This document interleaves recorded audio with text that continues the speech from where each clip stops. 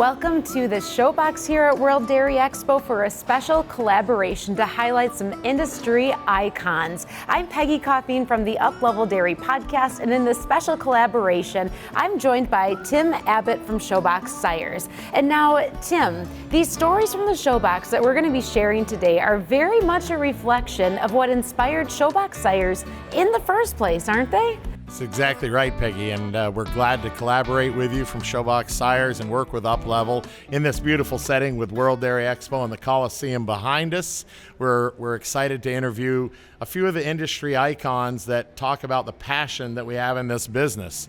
And really, you know, in our bull world, it's about cow families and passion, and in our people world, it's about cow families and passion too. And these people we're going to interview today, we could do 100 of them, Peggy, but today we'll do 3 or 4 people that are going to be great storytellers. Absolutely. And Tim, we talk about this passion and vision, and I want to just revisit for a moment.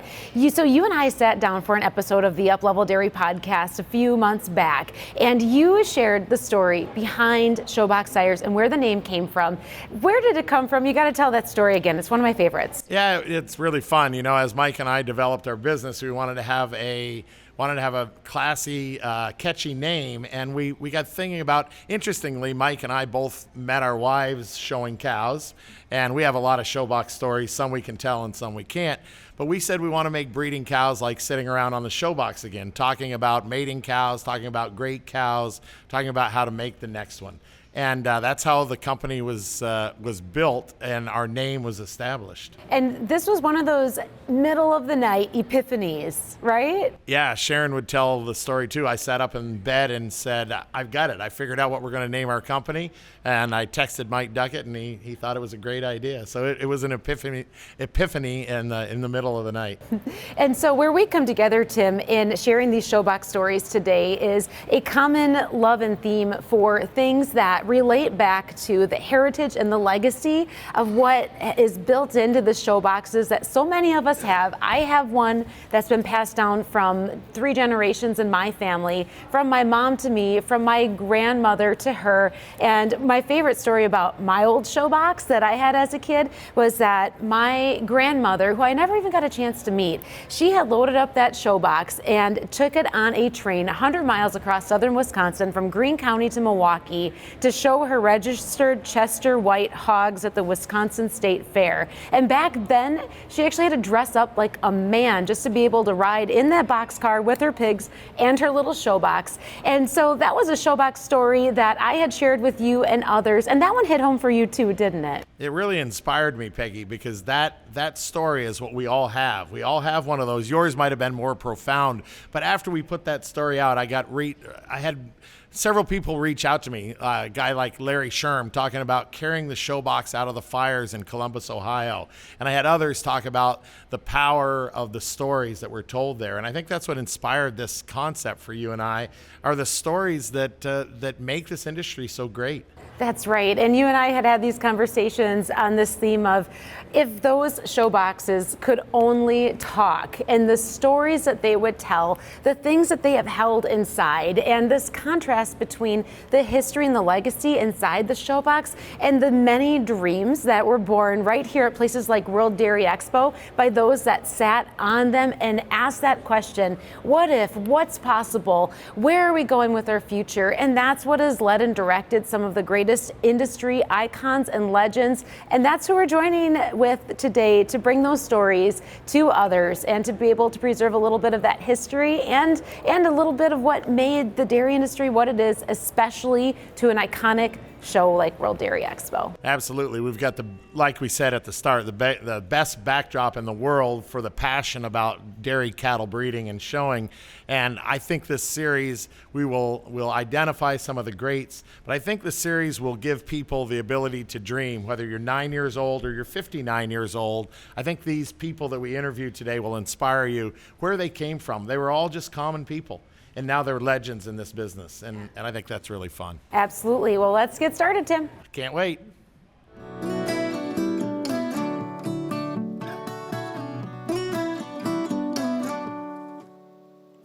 Well, our first guests today are two legends in the industry that we're thrilled to have here today. On our sides here, we've got Ernie Kueffner from Boonesboro, Maryland, who will talk more about his illustrious career, but has been involved with the business his whole life, owned many of the great cows, one of the great marketers in the business, and will have some great Showbox stories for us.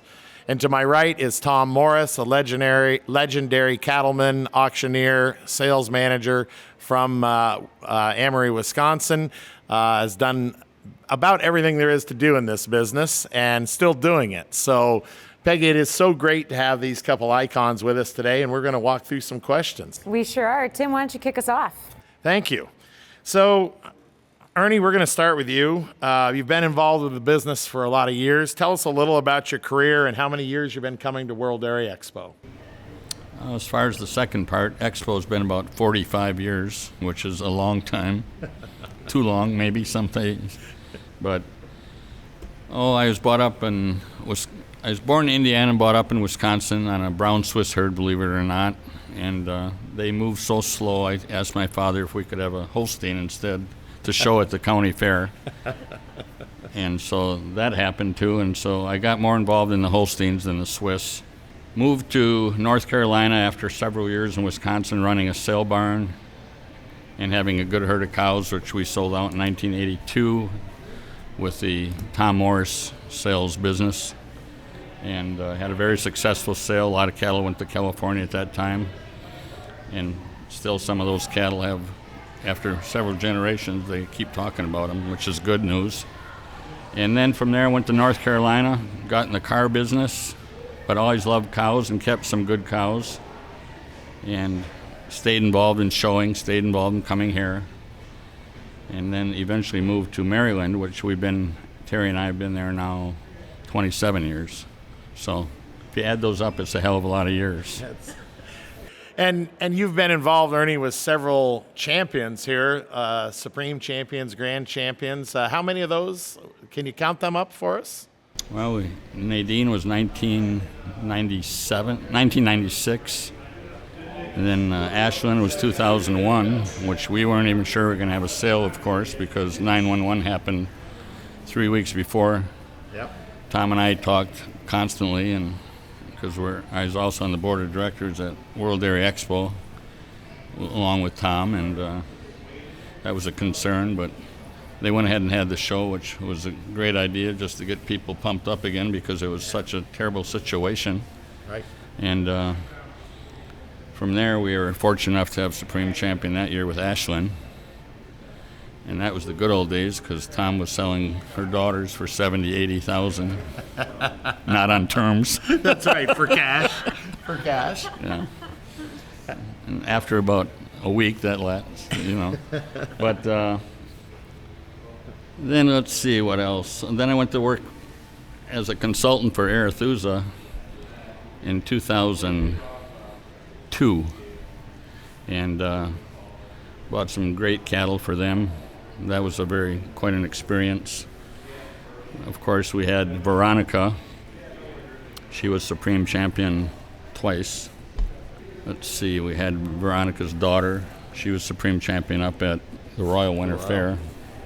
Leader Melanie, and actually, So many can't remember. Yeah. it's ridiculous. It is.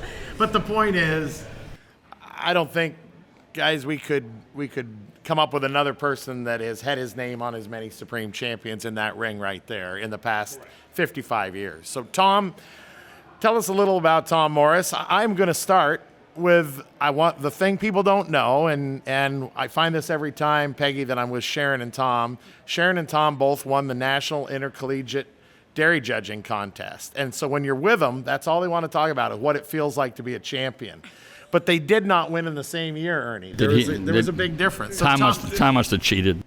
Well, so anyway, Tom, with that introduction, tell us a little about Tom Morris. That was a great introduction. I won here, believe it or not. It's pretty hard to decide where our roots started. Both my wife and I grew up in the industry, almost inbred in the industry. She came from Meyer Farms, of course, and they were premier breeder and exhibitor at Waterloo. And I've told you I've got the red ribbon in my office from 1954 at the Royal Agricultural Winter Fair that Dad and Uncle won as first prize 2-year-old, and I was about this big in grade school, and that was a big day at the home farm. Now, that all goes back to we were 4 miles from Pabst Farms, and at that time, Pabst was, in the 50s and 60s, they were on top of the game. So there was always 1 or 2 of ours on the rail car. That's how we got to Waterloo and on in Chicago. I can't imagine Dad and Unc driving a truck to Toronto, or didn't even have pickups then. So we go back a long ways as far as here. Of course, I was here the first year. The second year, 69, our 3-year-old won in the Fay Barney Award, and the 2 old Ivanhoes, Scranton, that were Grand and Reserve. There was no intermediate champion, so I like to tell you guys we were third. We were really honorable mention, okay? We know what you were. So we go back a long ways. I had a lot of great mentors in the industry. After I got out of Madison, which I wish I never got out of the university, but the funds got a little short. Yeah, Yes. yeah. Professors were pleased. Yeah. Let's not go that story. I took a job at a junior college up in northwestern Wisconsin and spent 10 years in education, teaching young people about life more than cows, of course. And then, then Sandy came along, and then we bought the farm and had pretty good herds, had a bunch of dispersals at Duranda in the 80s, and then we got short of labor and the auction started, and it led from there. And then we sidetracked into the publishing business for 32 years, but all together, kind of, don't you see? So it's a confusing story. I don't know what I'm going to do when I grow up, but time's kind of running out for Ernie and I. What do you mean? Don't. I'm sorry. It's running out. Yeah, I used to think I was in the 4th quarter. Now I'm overtime, just waiting for the gun. But we'll see. Well, the one thing, Peggy, that is common with both of them is you've both been on a lot of adventures and a lot of ventures, but it's always success driven. Yes. And interestingly, before you go to your questions, I think all 3 of us are sons of cattle dealers and great cattlemen. And I think that's interesting. All of our dads were, quote, cattle jockeys to a degree. And I think there's something to be said for that, because you learn about people, you learn about cattle, you learn about money. Yes, so that might have led us here. Things. Here, Peggy. All 3, and let's just also give a highlight too, Tom, to the World Classic Sale. We're here at World Dairy Expo, and you have been part of that World Classic Sale. This is year 35 for you this year. 35th, yes. 35th year. I'm not near as nervous as I was. Okay, so thanks for sharing a little bit of your histories and your stories, and the question that I have for you ties back into this overall theme of showboxes. And I'm guessing that in your history, Ernie, and in yours, Tom, there was an old showbox that you remember quite well. And if we could tap into one of those show boxes for one story, just one story that we could open it up and it would tell about you, about your family, about your history in this business, what would that one story be? Just one story. I guess there's a lot of stories, truthfully. To really pinpoint one, it's difficult, but in 1996, we had been fortunate enough previous to that to buy a really good jersey in Ontario with Michael Heath, which is quite a story, but that's too long. What is important is that we got the cow bought. We went by these nice people, bought this beautiful cow. They had these little steps because they're jerseys, and they'd go up these steps to go outside. And so I said, take her out, and I want to look at her on the lawn. And so they paraded her around. I said to Terry, who was standing next to me, I said, this cow could be supreme champion. She's that good, which was really a stupid statement. Yeah. And so we got the cow bought, got her home. She had feet this long, never saw a beet pulp, wanted to dry up. Everything went wrong, but eventually, over a period of time, we got her going, got up here, and I brought my hoof trimmer along, who also did clipping, Ross, and I said, I want to touch up this left front foot a little bit. Ross is still not right. I'm kind of a bizarre perfectionist, and I said, whatever you do, don't hit blood. Boom. Oh my God. So we can't say what I said, but eventually we got her on Polyflex, got her on tetracycline, got her on everything, and she still wanted to be a baby. She just wouldn't come around. So finally we got her going. Steve White was going to lead her. We got her down there. Steve says, she's still limping, Ernie. I said, what do you want me to do? He said, go get me a bottle of whiskey. Was that for you or the cow? You'll find out. Okay. We can't wait. Tuned. This is the story. Can't This wait. is suspense. So we believe in high quality stuff. That's why we're friends with these two people. And so I said to Ross, run and get a bottle of Crown Royal. Well, he knew where it was, trust me. Yes. So Ross found even the hidden bottle. He's kind of half-assed running back because he can't run real well.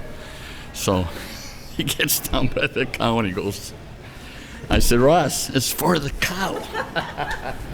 So Steve White grabs it, he takes a swig, everybody takes a swig, and we pour it down the cow's throat, and she wins the 5-year-old class. No. And she starts coming around then, and she's starting to feel pretty good. Then she's grand champion. So we get her back to the barn. We're all thrilled, of course. Celebrating. And Ken Emping comes around the next day, and he says, this cow could, you know how Ken is, he said, this cow could have a little more fun yet. I said, well, thank you for your support, whatever that might be. So, make a long story short, she was supreme, and that was wonderful because when you go through all that, buying the cow, Michael Heath, our great friend that died not too long ago, bless his soul, great friend, great cowman, and we were up in Ontario, and that was funny. One part I forgot, he couldn't find the farm. So I said, Michael, we got to go look at another cow called Vivian Counselor about 3 hours away, and we got to get there before milking. I said, just forget the cow, the hell with the Jersey, let's go. He said, no, just. So he saw a gas station. He says, this is before cell phones, of course, so got on the payphone. I said, call the people and see where they're at. I was getting very aggravated. On a payphone. And it was a holiday in Canada, so they had no hotel rooms, so we didn't get any sleep. So he calls people, finally figure out how to get there. Of course, when I saw the cow, I forgave him. I bet you did. So that was all part of it, too. Getting the cow bought, getting her home. Took her all the way to North Carolina, where I lived at that time, and got her ready for the up here, and then the blood from the hoof. But it's a great story. It's a true story. And it's a good one. And I got to ask you, Ernie, so is the secret to your success all of these years a Crown Royal drench that you give every cow before they go I think in? I should have bought some stock in Crown Royal instead of farming, if that's what you want to know. Oh, that is a great Showbox story. Oh, thank you for sharing that, Ernie. And that's such a heritage story to this whole show that we're standing in front of right now here at World Dairy Expo. And Tom, do you have one of those? Do you have a Showbox story? Or like one that's been tucked in that Showbox for years that you're ready to open up and let out? I'm going to bounce off of his. I'm so old. We used to show age bulls here in Chicago and Waterloo, and how you filled the bull was with the beer. You dumped the beer down the bull, and it extended, its stomach. But one guy opened the can, took it, or the bottle, passed it to the second guy that was holding on. He took one, and the third guy took one, and the beer guy. That's why they went through cases of beer to get the big bulls ready. And the nice thing was when you were leading them, they'd start belching. You ever hear? And stuff would be running down your sleeve, and Now the guys were belching, or the no, bulls? the bull was belching. Oh, okay, No, okay. we I think were all of them. yeah, all of them, but we were fine. But as far as showboxes, I can remember sitting down with Merle Howard. Alan Hat's the first year here, and that's when you got the finger. You boys got to do it. I still got bruises on my chest, I think. And he would, that's the way it was. And what did he say to you? What did he say to you? I'm not sure you need to know. She wants to know, but not. Not specifically. The PG version. What's the PG version? What's the version you tell your grandson, Evan? I don't tell him nothing. His mother don't take a lot of coaching either. So, yeah, it's big day tomorrow, boys. We're going to get up and go earlier than today, right? He had a certain way of very few words that, and you knew it was real. Alan? Yeah. Yeah, he talked between cigarettes. Well, yeah. He could smoke some Camels. The real cigarettes. Yep. So, yeah. Showboxes, you learn so much over the years sitting on a showbox with the old guys, like me and Ernie. So let me Now, ask you this: Yeah. what was there ever a dream that came from sitting on a showbox for you? For me? A dream that you maybe realized during your years in this business? Oh, there's a lot of dreams. You sit there and you want to grow up and win, The other one I have personally, and Ernie would know, Harvey Swartz was an auctioneer, traveled the world over. He was probably as famous auctioneer back in the 50s as anybody. And he was my 4-H judging coach. He pulled me aside and told me what I ought to try for a career. And that's the first time I ever thought, well, I can count to 10. Maybe I can count fast to 10. But he's the type of guy that took time out. He'd like to tell stories about flying to Columbia and a two-wing plane and all that stuff. But I hope they had two. Huh? I hope they had 2 wings. There are things like that. Merle Howard, and Alan always said, "Can't tell you what to do, but if you're going to steal enough money in this business, make sure you steal enough, because you ain't ever coming back in this business."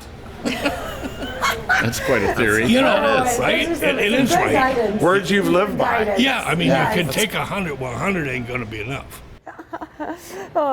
Ernie, did you have a dream that started on a showbox for you? No. Not really. I mean, I was brought up very different than Tom, truthfully.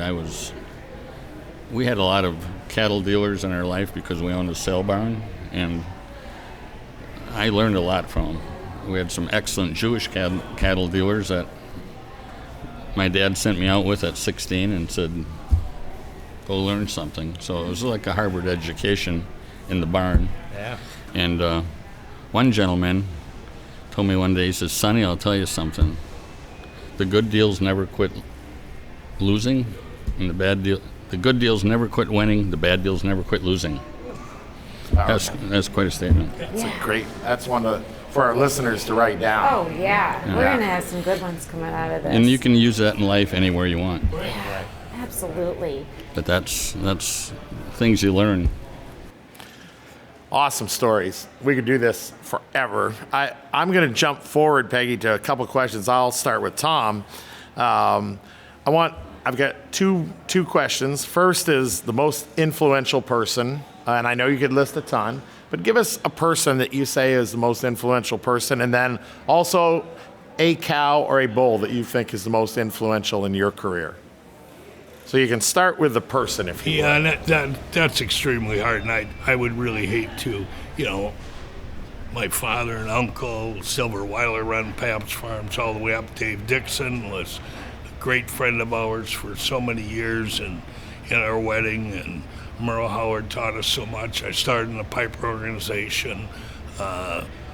Dave Younger, Pete Heffering, the guys we had sales for, and so you learn a little from everybody. Mentors are important, and I still have mentors because now I have to look to the young kids, and they are mentors too. Sure. I'm learning from them, and I think that's so very important that, time passes everybody by, but to me, the list would be long. I had the opportunity to work for 3 out of 4 of the founders of World Dairy Expo, and the fourth guy became one of my best friends, working the shows and that. And so we were. And one reason your longevity in this business has been for decades is because you've learned and you've taken mentorship from everyone and education. And here's the thing, and I don't have a lot of talents, but I learned a long time ago, surround yourself with gifted and talented people. And if you do that, you can do a lot of things. You can be in an auction business, you can be a farm business, a publishing business, the World Dairy Expo stuff. If you have smart, gifted people. Wow. Look at the Cattle Connection staff someday. Yep. They're all over here. They're all iconic running pieces of our industry. Right, and they've stayed with us 9-10 years, and I don't bring anything to it.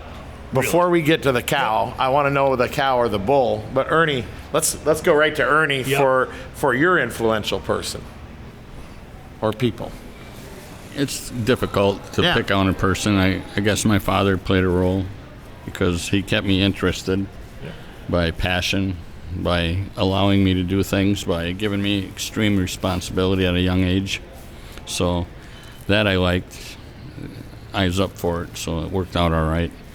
And like I said, the cattle dealers played a big role in my life at that time when it was influential. And a lot of other people, Tom Morris, this man, you learn every day. You can learn. I don't learn as much from young people as he does, I guess. But you've both said it. I mean, we all learn from each other, right? Absolutely. And that's what makes it great. Ernie, since we're on you, tell us about Pick Your Cow. I've got a seeking suspicion. I'm going to write it down. Go ahead and tell us. This is like a game now. Yeah, this is a game show. This is a tough one. Yeah. Yeah. We've had a lot of great cows in our life. We're very, very fortunate to have the cows that showed also were great brood cows.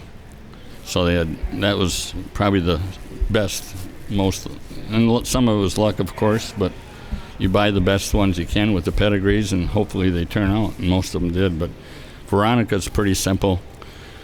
Veronica, the Jersey, 97-point Supreme Champion. But what's very important about Veronica, more than anything, is that she changed the breed. That's right. Classification system changed because of her. Because Ron Moser came to the farm one day, and she was 90 points, because at that time jerseys could be excellent 2-year-olds. But he said, what am I going to do with her? She had 2 calves. She was the second calf 2-year-old, and she had one everywhere. And I said, you got to max her out, Ron. So he made her 94. That was, as soon as what's his name saw that was the end of that. That was the end of that. So she actually changed a lot of things. Sure. With her daughters, with her bulls. So she's by far the most influential. What an influence on the breed at large, and the way that even that evaluation system looks. I'll tell you what, if you go out in the barn, which is interesting, and you start looking at Jersey signs, there's a lot of V's. Oh, they're all V's. It's amazing. How cool is that? Tom, did we get your favorite cow, most influential cow? No, and I have a hard time picking it. In my office hangs a picture of Linda Dictator Wimble Wimpy, who was about 4 miles from the farm, the first 97-point cow of the breed. But she never really did anything, so we'll move along from her, okay? I'm not sure. One of the cows would be Hazel, that we were involved with and 7 times nominated in that. But, as a partner in some cows, and the thing I miss more here is we no longer have a string in the last 35 years, but we've owned cattle in partnerships, and usually we have one here. The other cow that comes to mind that was really maybe one of the thrills I had was a cow named Broker Mandy. I was involved in kind of a syndicate. We gave Mr. Kueffner maybe too much money that day. But when she stood in the middle of the ring at the Royal Winter Fair with Jack Frazier, she's the youngest cow in decades and was grand as a 3-year-old. I remember standing there saying, let's hit it out of here, because I don't know if we're ever going to come back to this place. But that was truly, one of the memories of my lifetime. That's great. They paid for it. Yeah. Great. I still got the roses that go on here, I took them home to my bride, and she's got them there by the kitchen table. It's a touching story. It Yeah, sure it is. And that's better than any anniversary roses you could have given her in the last how many years, right? Right, she doesn't get a lot of that. Well, I tell you, this has been so fun to And then hear these I got stories. the banner from Ron Bader, too, after the sale. Well, how'd the hell you get that? Yeah, I did. Yeah. Don't tell I don't Fincy. think he knows. Yeah. I don't think either one of them know where it is, but Oh, it's great. well, Tim, I don't know about you, but I'd say we should rename this segment Showbox Wisdom. Yes. Because that's what we've gotten from Ernie and Tom, these stories, but these wisdom nuggets, and I would say that some highly quotable ones that we'll all be able to learn from and what you shared with us today. Well, it's been an honor, and it's been fun to be with both of you because we go back a long time with her. And we go back far enough, Tom. Yeah. Yeah, and you're not done Yeah. with me yet. You're not done No, with me and yet, Tom. This is not the end of this series. So, Ernie and Tom, on behalf of Peggy and I, thank you. It's been a great session. We appreciate you being here. We could go on for was fun, hours. yeah. We could have done this for hours. Yeah, we're But- sorry we took so much No, time. we loved it. It's our been honor. great. Yeah. It's It's been our a pleasure. honor. It's just so you know, you have an excellent reputation in this Yeah. business. Are you looking at me or him? Oh, Not him. No, you. thank you. Get well, that. hey, I try to hang out with good people, Well, just like you said. it's working. Yeah, Thank you. And good luck with this, that's Tim. great. Thank you. Me again. Thank you. It's been great. Thank you, my friend. We hope you enjoyed these stories from the showboxes of Ernie Kueffner and Tom Morris. And we're not done yet. Join Tim and I on the next episode of the Uplevel Dairy Podcast to hear 3 more show ring greats here at World Dairy Expo in the special series collaboration with Showbox Sires.